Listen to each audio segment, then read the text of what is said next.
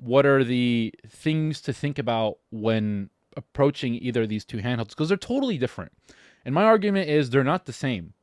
For anyone to say that they're the same one to one is doesn't really know what they're talking about. There's a reason why.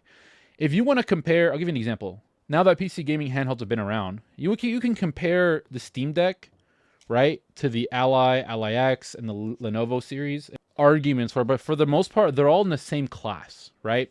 Because you have access to Steam, Xbox PC platform, GOG, and a bunch of other options like emulation and other things out there for PC gaming handheld.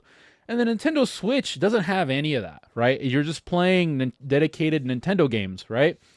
Now, they're handhelds, right? You can compare the hardware behind of how they do things better, right? That's the beauty of hardware and technology. You can compare the innovation behind things or the improvements between these two over time in tech, right? But this is an NVIDIA chip, this is an AMD chip. But you can still compare, like, okay, how was this new Nintendo tech in this handheld compared to the Steam Deck's hardware of running games? Because you start to see some similar games like Cyberpunk that goes to both. But that doesn't mean just because one does better than the other in that aspect make it the ultimate handheld.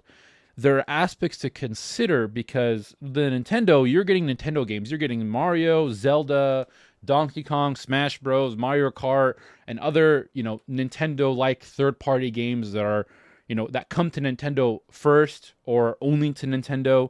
And now you're starting to see some exclusive deals for limited time exclusivities with FromSoft.